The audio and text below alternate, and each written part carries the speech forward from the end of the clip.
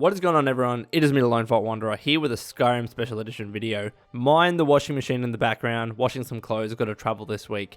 But I want to talk about Skyrim, and I've been playing the game over the weekend. I streamed it a ton. Really, I haven't gotten that much into it. It was just the weekend. I played it for over 10 hours, but I'm enjoying it. It's running fine. But I'm not really here to talk about that. I saw a lot of reports come out today and in the past day about the resolution of Skyrim on console, PS4 and Xbox One, and also what frame rate it's running at. And the news is from Digital Foundry, who are by far the best news outlet in terms of capturing what games are running at in terms of resolution and frame rate. But after their analysis, they've determined that the game runs at 1080p and 30 FPS on both Xbox One and PS4. Relatively the same on both consoles, but there you go. And I actually have Skyrim Special Edition on both Xbox One and also PC. PC because I got it for free, and also Xbox One because Bethesda sent me a copy a day before, in line with their new policy. And I sent out a Twitter poll to ask people what they thought, whether I should be playing on console or PC. Now, many of you might be saying, come on, Lone, playing on PC is the better experience, more mods, better graphics, better frame rate, etc. It's the easy decision. My thinking was that because of my new apartment and I can't easily connect a HDMI from my TV to my PC because they're in separate rooms, and also as well, I don't want to really stream using Steam from my PC to my TV. It's just not the best thing. I'd prefer to have the actual game running directly via HDMI. I was in a situation where, do I want to play Skyrim, this game that I want to put tens if not hundreds of hours into, on my comfy couch, playing on a big TV, or hunched over on my PC and playing with a smaller screen? Now, of course, playing on the PC, as I mentioned, much more mods, a much better variety of mods, and much better graphics and frame rate. My PC, it's not the beefiest of PCs out there, don't get me wrong, but it would run Skyrim on ultra settings, the highest settings, at 1080p, 60 FPS, no worries at all. And I've been gaming on PC for several years now. My current PC can handle 1080p, 60 FPS on most games on very high settings, so it's pretty good in that regard. I don't go any higher than that in terms of resolution or frame rate. I'm pretty comfortable with that scenario.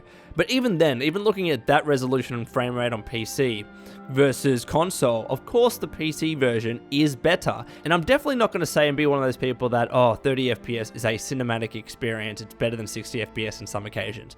I would prefer, in all cases, to play at 60 FPS and 1080p if everything went my way. For example, if I had my PC right next to my TV, connected via HDMI, play with an Xbox One controller, I would have done that in a second and wouldn't have thought twice. But because of the layout of my apartment, I essentially had to choose. And I decided to pick console, my Xbox One, over PC, simply because I just wanted to lie on my couches, because I got new couches, I like them, and play on a big screen with a controller. Now, because I've made the move to PC, I have become a bit of a stickler with games. If my game drops below 60 FPS on any occasion on my PC, I will try and figure out a reason why. I would change graphics settings. I want to get that solid 60 FPS. I think it looks really, really good. It's much better than inconsistent frames per second or anything below that, of course. So that was one of the reasons why I was a bit hesitant to go to my console. Not just because of mods, not just because of high quality graphics or higher quality graphics, but because of the frame rate. Every time I play a game on my PC that's less than 60 FPS, maybe 50, 40, 30, whatever it is, I always notice it. I always compare it to the 60 FPS and think, oh man, this is shit. I need to improve it. I need to get it back up to 60 FPS. So I was like that. I really was.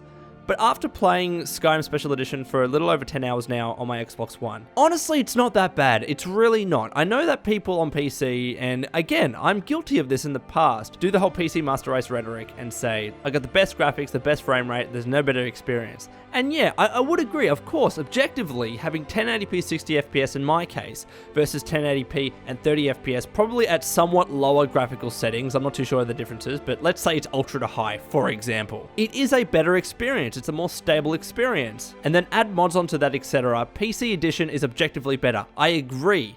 And when I started to play Skyrim Special Edition on my Xbox One, I straight away noticed the 30 FPS. It was jarring to me because I was so used to playing at 60 FPS on my PC for a very long time. But that's the thing.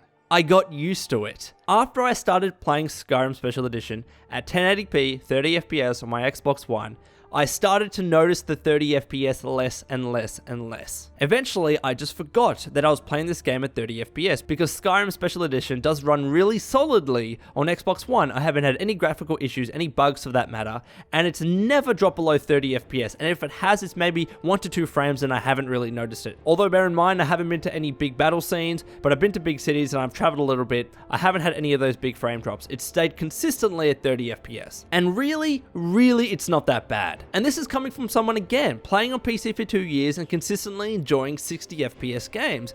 Going to console, noticing the 30 FPS straight away, not really liking it, and then getting over it. And that's the important things about frames per second or FPS that I think some people like to skip over. A consistent and stable frames per second will always be better than a higher frames per second that's very inconsistent. Even if you're playing at 60 FPS and beyond, if it doesn't stay stable, if the FPS keeps fluctuating and you're changing, say from 80 to 60 to 70 to 90 to 50, whatever, if it's very inconsistent, that experience, in my opinion, will always be worse than a game that's running at a more consistent frame rate, even though it's less, even though it's 30 in my eyes. Because you more notice the frame rate when it changes a lot, not when it's at a particular frame rate. Again, I was playing on my Xbox One. I noticed the 30 FPS straight away because I was used to 60 FPS gaming. But eventually it was fine and I didn't really notice it and it didn't bother me as much because it was a stable 30 FPS. That is more important. That's really the crucial factor in my eyes when it comes to FPS. And look, if you've got a really beefy PC and you can run over 100 FPS with most games at a stable frame rate above that, whatever specific FPS might be, then more power to you, good on you. But a lot of people like myself, even if we do have PCs, don't even go above that either because we don't have the necessary graphics card or the necessary monitor, etc. But really 30 FPS is not that bad. And I'll keep stressing, this is coming from someone that has played on PC and thought 60 FPS was an absolute godsend. But let me be clear, I'm not saying that 30 FPS is better than 60 FPS. I'm not saying that 30 FPS is more cinematic. In some cases it's better, especially movie-like games. No, I think that's completely wrong. I think it's stupid to say. If I could have my way, I'd be playing the game on my big TV through my PC and using an Xbox One controller. Absolutely any day of the week I'd be choosing that. But because I have to settle with my Xbox One version because I want to play on my couch, I'm fine with this. I am fine with 30 FPS. It's not that big a deal. So anyways, Wastelanders, I would love to get your thoughts on this topic. Please let me know in the comments below. And until next time, this has been the Lone Vault Wanderer. Please take care of yourself, and would you kindly keep fighting the good fight.